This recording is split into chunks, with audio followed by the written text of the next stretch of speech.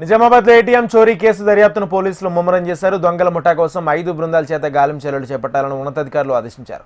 CC footage ఆధారంగా పోలీసులు దర్యాప్తు వేగవంతం చేశారు. చోరీ కేసులో 5 సభ్యులున్నట్లు పోలీసులు అనుమానిస్తున్నారు.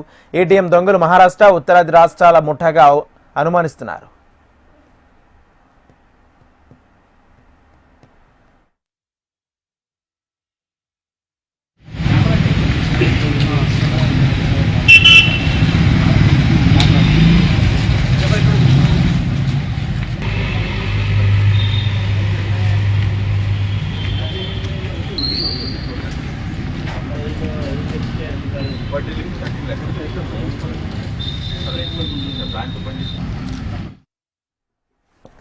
నిన్న జిల్లా కేంద్రంలో 2 ఏటీఎంలను గ్యాస్ కట్టర్తో కట్ చేసి వాటిలోని నగదును దోచుకెళ్లారు దుండగులు. తెల్లవారుజామున 3 నుంచి 4 గంటల మధ్యలో చోరీ జరిగినట్లు ప్రాథమిక సమాచారం. 2 ఏటీఎంల నుండి 39 లక్షల రూపాయలు ఎత్తుకెళ్లినట్లు తెలుస్తుంది. గ్యాస్ కట్టర్లో ఏటీఎంలను కట్ చేయడంతో మిషన్లు కాలిపోయాయి. అయితే నోట్లున్న క్యాసెట్లకు ఏం జరగకుండా దొంగలు జాగ్రత్తలు పడినట్లు తెలుస్తుంది.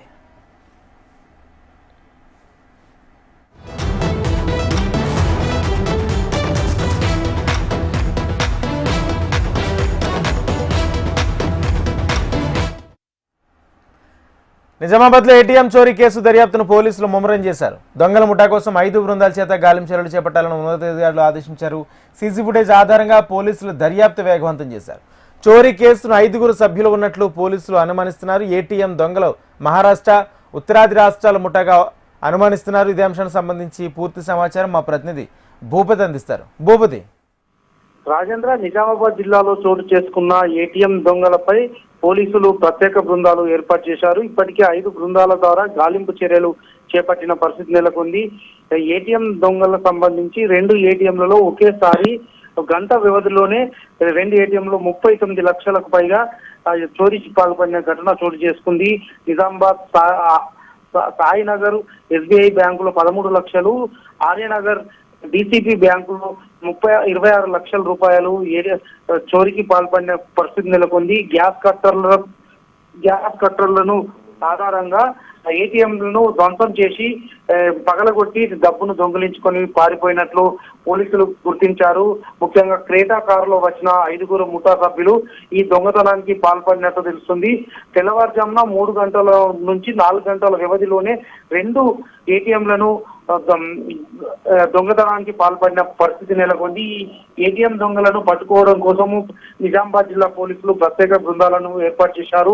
ఫింగర్ ప్రింట్స్, అదేవిధంగా సీసీ ఫుటేజ్ ఆధారంగా ఈ దొంగలు ఎక్కడి నుంచి వచ్చారనే కోణంలో విచారణ జరుపుతున్నారు. ఇప్పటికే ఈ దొంగలకు సంబంధించి మహారాష్ట్ర, ఉత్తరాది రాష్ట్రాలకు సంబంధించిన ముఠా సభ్యులుగా గుర్తించారు. ప్రొఫెషనల్ దొంగలు మాత్రమే ఈ దొంగతనానికి పాల్పడినట్లు ప్రాథమికంగా నిజామాబాద్ జిల్లా పోలీసులు గుర్తించిన పరిస్థితి నెలకొంది. ఇన్ఛార్జ్ సిపి కామారెడ్డి జిల్లా ఎస్పీ రాజేష్ చంద్ర ఈ కేసు విషయంలో సీరియస్ గా తీసుకున్నారు. ఇప్పటికే ఉన్నతాధికారులు సైతం ఈ ఘటనపై విచారణ వేగవంతం చేయాలా, ఈ దొంగల ముఠాను పట్టుకోవాలని కూడా ఉన్నతాధికారులు జిల్లా పోలీసులకు ఆదేశాలు జారీ చేసిన నేపథ్యంలో ప్రత్యేక బృందాలను ఏర్పాటు చేశారు. గాలింపు చర్యలు ముమ్మరం చేశారు. మరోవైపు నిజామాబాద్ జిల్లా సరిహద్దున ఉన్న మహారాష్ట్ర, కర్ణాటక ప్రాంతాలకు సంబంధించిన చెక్ పోస్టులు ఏర్పాటు చేసి ప్రత్యేకంగా గాలింపు చర్యలు చేపడుతున్నారు. అదేవిధంగా మహారాష్ట్రతో పాటు ఉత్తరాది రాష్ట్రాలకు గాలింపు కోసం బృందాలను పంపుతున్నట్లు పోలీసులు స్పష్టం చేస్తున్న పరిస్థితి నెలకొంది.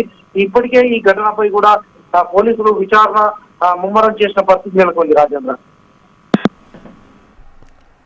Thank you Bhupathi.